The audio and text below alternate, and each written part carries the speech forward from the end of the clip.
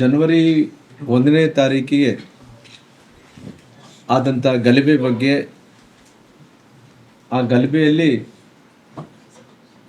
ರಾಜಶೇಖರ್ ರೆಡ್ಡಿ ಅನ್ನೋರು ವ್ಯಕ್ತಿ, ಒಬ್ಬ ಕಾಂಗ್ರೆಸ್ ಕಾರ್ಯಕರ್ತರ ಏನು ಹತ್ಯೆ ಆಯಿತು, ಆ ಹತ್ಯೆ ವಿಚಾರವನ್ನು ಹಿಡ್ಕೊಂಡು ಎಲ್ಲ ದಾಖಲಾತಿಗಳನ್ನು, ಎಲ್ಲ ಏನೇನು ವಿಡಿಯೋ ತುಣುಕುಗಳನ್ನು ಎಲ್ಲವನ್ನು ಕೂಡ ಆಲ್ರೆಡಿ ನಾವು ಏನು CID ತನಿಖೆ ನಡೀತಾ ಇದೆಯೋ ಆ CID ತನಿಖೆಗೆ ಎಲ್ಲವನ್ನು ಕೂಡ ಕೊಡೋಂಥ ಕೆಲಸ ಮಾಡಿದ್ದೇವೆ. ನಂತರ ಸರ್ಕಾರ ಅನ್ಕೊಂತ ಇದೆ, ಬಹುಶಃ ನಾನು CID ಕೊಟ್ಟ ಸುಮ್ಮನೆ ಈ ರಾಜ್ಯದಲ್ಲಿ ಇಂಥ ಗಲಭೆ ಯಾವುದೂ ಆಗಿದ್ದಿಲ್ಲ, ಈ ಗಲಭೆಯನ್ನು ಸೀರಿಯಸ್ ಆಗಿ ತಗೊಂತದಂದೇಳಿ ನಾನು ತಿಳ್ಕೊಂಡಿದ್ದೆ. ಯಾಕಂದರೆ ಮುಖ್ಯಮಂತ್ರಿಗಳು ಪ್ರತಿಕ್ರಿಯೆಯನ್ನು ಕೂಡ ನಾನು ನೋಡಿದ್ದೀನಿ, ಉಪಮುಖ್ಯಮಂತ್ರಿಗಳು ಬಳ್ಳಾರಿ ಬಂದಂಥ ಟೈಮಲ್ಲಿ ಅವ್ರ ಪ್ರತಿಕ್ರಿಯೆಯನ್ನು ಕೂಡ ನೋಡಿದ್ದೀನಿ, ಗೃಹ ಮಂತ್ರಿಗಳು ಬಂದೇ ಇಲ್ಲ, ಅವರು ಕೂಡ ರಾಜ್ಯದಲ್ಲಿ ಅಲ್ಲಿ ಕುಂತು ಮಾತಾಡೋಂಥ ಟೈಮಲ್ಲಿ ಯಾವ ರೀತಿ ಪ್ರತಿಕ್ರಿಯೆ ಅನ್ನೋಂಥದ್ದು ಕೂಡ ನಾನು ನೋಡಿದ್ದೇನೆ. ಬಹುಶಃ ಸರ್ಕಾರ ಅನ್ನೋಂಥದ್ದು ಗಂಭೀರವಾಗಿ ತಗೊಂಡಿಲ್ಲ ಅಂತೇಳಿ ನಾನು ತಿಳ್ಕೊಂಡಿನಿ. ಯಾಕಂದರೆ ಕೇವಲ ಸರ್ಕಾರ ಅನ್ನೋಂಥದ್ದು ಆ CIDಗೆ ವಹಿಸಿದ ನಂತರ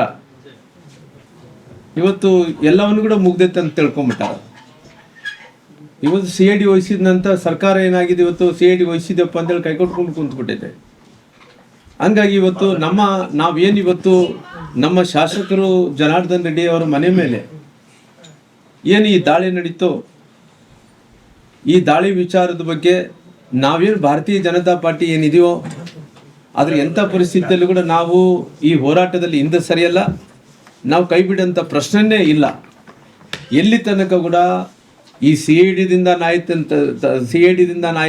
ನ್ಯಾಯ ಸಿಗುತ್ತನೋ ಇಲ್ಲಿದ್ರಿಗಿನ ನಾವು ಹೋರಾಟದಿಂದ ನ್ಯಾಯ ಸಿಗಿಸ್ಕೋಬೇಕು ಅನ್ನೋಂಥ ವಿಚಾರ ಬಂದಂಥ ಟೈಮಲ್ಲಿ ಶಾಸಕರಾದಂಥ ಜನಾರ್ದನ್ ರೆಡ್ಡಿ ಮೇಲೆ ಆದಂಥ ಹಲ್ಲೆ ಬಗ್ಗೆ, ಗಲಭೆ ಬಗ್ಗೆ ಎಲ್ಲಿ ತನಕ ನ್ಯಾಯ ಸಿಗಲ್ಲನೋ ಅಲ್ಲಿ ತನಕ ಕೂಡ ಈ ಹೋರಾಟವನ್ನು ಮುಂದುವರಿಸೋಂಥ ಕೆಲಸ ನಾವು ಮಾಡ್ತೀವಿ. ನಾವು ಬಹುಶಃ ಸಮಾವೇಶವನ್ನು ಕೂಡ 17ನೇ ತಾರೀಕಿಗೆ ಮಾಡಿದ್ವಿ. 17ನೇ ತಾರೀಕಿಗೆ ಸಮಾವೇಶ ಮಾಡೋಂಥ ಟೈಮಲ್ಲಿ ಭಾಳಷ್ಟು ವಿಚಾರಗಳನ್ನು ಕೂಡ ವಿರೋಧ ಪಕ್ಷದ ನಾಯಕರಾದಂಥ ಅಶೋಕ್ ಅವರು, ವಿರೋಧ ಪಕ್ಷದ ನಾಯಕರಾದಂಥ ಚಲವಾದಿ ನಾರಾಯಣಸ್ವಾಮಿ ಅವರು, ನಮ್ಮ ಪಕ್ಷದ ಅಧ್ಯಕ್ಷರಂಥ ವಿಜೇಂದ್ರ ಅವರು, ಅನೇಕ ಮಂದಿ ಕೂಡ ಆ ಗಲಭೆದ ಬಗ್ಗೆ ಸಾಕಷ್ಟು ವಿಚಾರಗಳನ್ನು ಮಾತಾಡೋಂಥ ಕೆಲಸ ಮಾಡಿದ್ದಾರೆ. ನಾನು ಕೂಡ ಭಾಳ ಗಟ್ಟಿಯಾಗಿ ಮಾತಾಡಿದ್ವಿ. ಯಾಕಂದ್ರೆ ನಾನು 30 ವರ್ಷದ ರಾಜಕಾರಣದಲ್ಲಿ ಯಾವತ್ತೂ ಕೂಡ ಈ ರೀತಿ ಇನ್ಸಿಡೆಂಟ್ಗಳು ನಡೆದಿದ್ದಿಲ್ಲ. ಆದರೆ ಪ್ರಥಮ ಬಾರಿಗೆ ಒಬ್ಬರು ಮನೆ ಮೇಲೆ ಹೋಗಿ ಒಬ್ಬರು ಹೊಸಲನ್ನು ತುಳಿದು ಇಲ್ಲ ನಾನು ನಡಿಬೇಕನ್ನಂಥ ವಾತಾವರಣ ಸೃಷ್ಟಿ ಮಾಡಿದ್ರು. ಆ ಸೃಷ್ಟಿ ಮಾಡಿದಂಥ ಟೈಮಲ್ಲಿ ನಾನು ಎಂಥ ಪರಿಸ್ಥಿತಿಯಲ್ಲಿ ಕೂಡ 30 ವರ್ಷ ರಾಜಕಾರಣದಲ್ಲಿ ಫೀಡಲ್ ಸಿಸ್ಟಮ್ ವಿರುದ್ಧನೇ ಹೋರಾಟ ಮಾಡ್ಕೊಂಡ್ಬರ್ತೀನಿ. ನನ್ನ ಕೊನೆ ಉಸಿರಿರೋಂಥ ಕೂಡ ಈ ಫೀಡಲ್ ಸಿಸ್ಟಮ್ ಜನರು ಯಾರು ದಬ್ಬಾಳಿಕೆ ಮಾಡ್ತಾರೋ, ಯಾರು ದೌರ್ಜನ್ಯವನ್ನು ಮಾಡ್ತಾರೋ, ಯಾರು ಬಡವ್ರ ಮೇಲೆ ಎದ್ದು ದರ್ಪವನ್ನು ನೋಡ್ತಾರೆ ಅಂಥವ್ರ ವಿರುದ್ಧ ಹೋರಾಟವನ್ನು ಮಾಡ್ಕೊಂಡ್ಬಂದಿನಿ. ಅಧಿಕಾರ ಇದ್ದರೆ ಒಂದೇ, ಅಧಿಕಾರ ಇಲ್ಲಿದ್ರೆ ಒಂದೇ. ಆ ರೀತಿ ದರ್ಪ ಮಾಡಿದಂಥವ್ರಿಗೆ ಅವ್ರಿಗೆ ಯಾವ ರೀತಿಯಲ್ಲಿ ನಾನು ಏನು ಮಾಡಬೇಕು, ಹೋರಾಟ ಮಾಡಬೇಕು, ಜನರ ಜಾಗೃತಿಯನ್ನು ಮೂಡಿಸ್ಬೇಕು, ಆ ಜಾಗೃತಿಯನ್ನು ಮೂಡಿಸೋಂಥ ವಿಚಾರದಲ್ಲಿ ನಾವು ಮಾಡೋಂಥ ಕೆಲಸ ಮಾಡ್ತೀವಿ. ಯಾಕಂದರೆ ಇವತ್ತು ನಾನು ಆ ಧಾಟಿಯಲ್ಲಿ ಮಾತಾಡುವಂಥ ಟೈಮಲ್ಲಿ ನಾನು ಹೇಳಿದೆ, ಕಾಂಗ್ರೆಸ್ ಸರ್ಕಾರ ಅಧಿಕಾರಕ್ಕೆ ಬಂದಾಗಲಿಂದ ಕೂಡ ಕೇವಲ 2.5 ವರ್ಷಗಳ ಕಾಲ ಇವತ್ತು ಸರ್ಕಾರ ಮುಖ್ಯಮಂತ್ರಿಗಳು ಅದಕ್ಕಿಂತ ಮುಂಚೆ ಕೂಡ 5 ವರ್ಷಗಳ ಕಾಲ ಅವರು ಕೂಡ ಮುಖ್ಯಮಂತ್ರಿಗಳಾಗಿದ್ದರು. ಕಾಂಗ್ರೆಸ್ ಸರ್ಕಾರ ಇತ್ತು. ಕಾಂಗ್ರೆಸ್ ಸರ್ಕಾರ ಅಧಿಕಾರಕ್ಕೆ ಬಂದ ನಂತರ ನಾವು ದಿನನಿತ್ಯ ರಾಜ್ಯದಲ್ಲಿ ನೋಡ್ತಾ ಇದ್ವಿ. ರಾಜ್ಯದಲ್ಲಿ ನೋಡಿದಂಥ ಟೈಮಲ್ಲಿ ಎಲ್ಲ ಕಡೆ ದಾಂಧಲೆ ಜೊತೆಲಿ ಭಾಳಷ್ಟು ಕಡೆ ಈ ದಾಂಧಲೆಗಳು, ಕೊಲೆಗಳು, ಅತ್ಯಾಚಾರಗಳು, ಡ್ರಗ್ಸು, ಗಾಂಜಾ ಹಾವಳಿಗಳು ಎಗ್ಗಿಲ್ಲದಂಗೆ ಇವತ್ತು ನಡೀತಾ ಇದ್ದಾವೆ. ಇವತ್ತು ಅದೇ ರೀತಿಯಲ್ಲಿ ಕೂಡ ಬಳ್ಳಾರಿಯಲ್ಲಿ ಕೂಡ ಸಹ ಗಾಂಜಾ, ಡ್ರಗ್ಸು ಇವತ್ತು ಅನೈತಿಕ ಚಟುವಟಿಕೆಗಳು ಎಗ್ಗಿಲ್ಲದಂತ ನಡೀತಾ ಇದ್ದಾನಂಥ ಮಾತನ್ನು ಕೂಡ ನಾನು ಆ ವೇದಿಕೆ ಮೇಲೆ ಪ್ರಸ್ತಾಪನೆ ಮಾಡಿದ್ದೀನಿ. ಆ ಪ್ರಸ್ತಾಪನೆ ಮಾಡೋಂಥ ಟೈಮಲ್ಲಿ ಒಂದು ವಿಚಾರವನ್ನಂದ್ರಿಗಿನ ಒಂದು ಅತ್ಯಾಚಾರದ ಬಗ್ಗೆ ಕೂಡ ಅಲ್ಲಿ ನಾನು ಪ್ರಸ್ತಾಪನೆ ಮಾಡೋಂಥ ಕೆಲಸ ಕೂಡ ಮಾಡಿದ್ದೀನಿ. ನಾನು ಆ ಅತ್ಯಾಚಾರದ ಬಗ್ಗೆ ಪ್ರಸ್ತಾಪನೆ ಮಾಡೋಂಥ ಟೈಮಲ್ಲಿ ನಾನು ಹೇಳಿರೋದಿಷ್ಟೇ, ಆ ಬಾಲಕಿ ವಿಚಾರವನ್ನು ಹಿಡ್ಕೊಂಡು ಈ ರೀತಿ ಅತ್ಯಾಚಾರ ಆಗಿದೆ ಅನ್ನೋಂಥ ವಿಚಾರವನ್ನು ಕೂಡ ನಾನು ಉಲ್ಲೇಖನೆ ಮಾಡಿದೆ.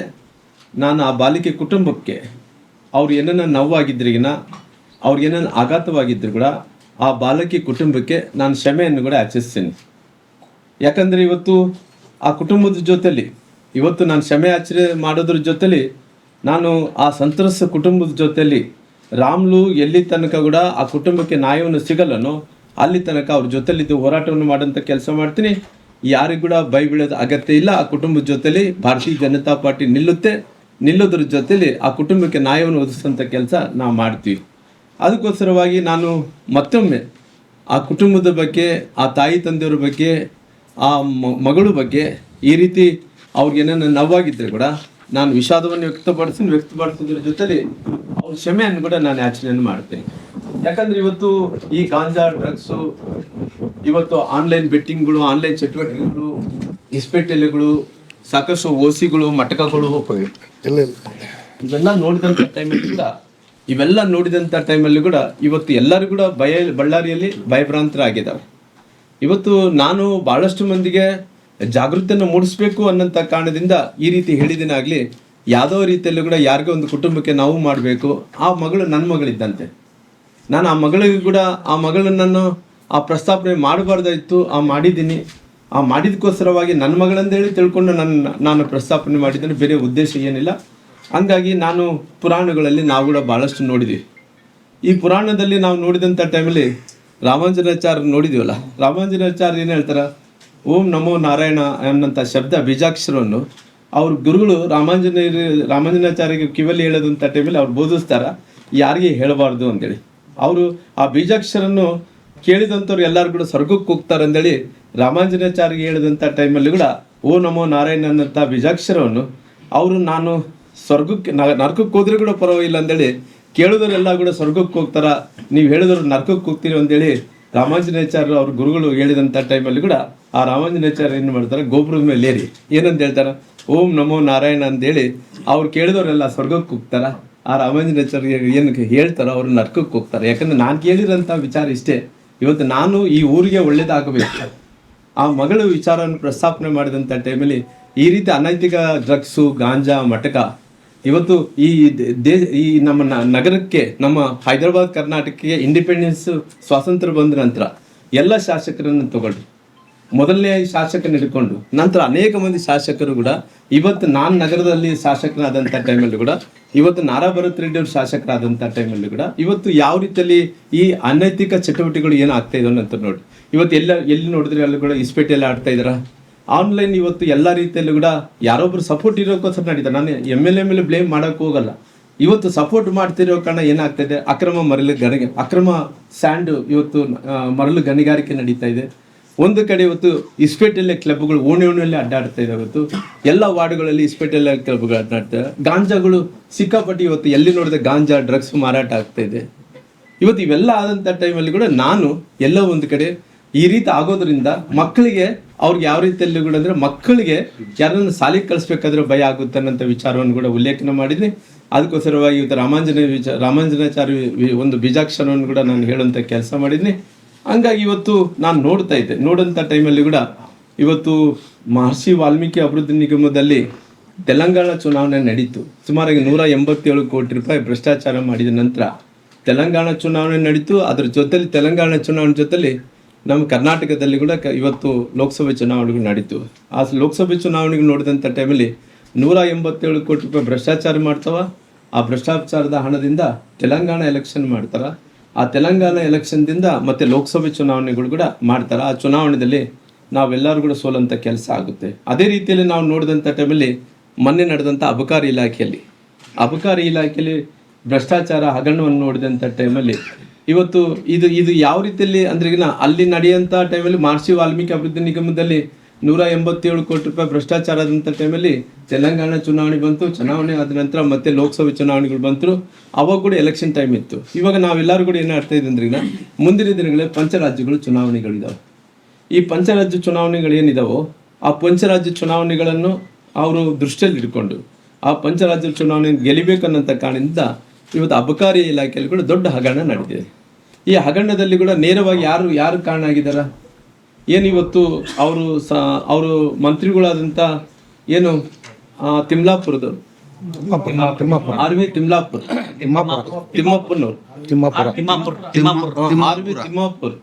ವಿ ತಿಮ್ಮಾಪುರ್ ಅವರು ಮಗ ಪುತ್ರರು ನೇರವಾಗಿ ಭಾಗಿಯಾಗಿದ್ದಾರೆ.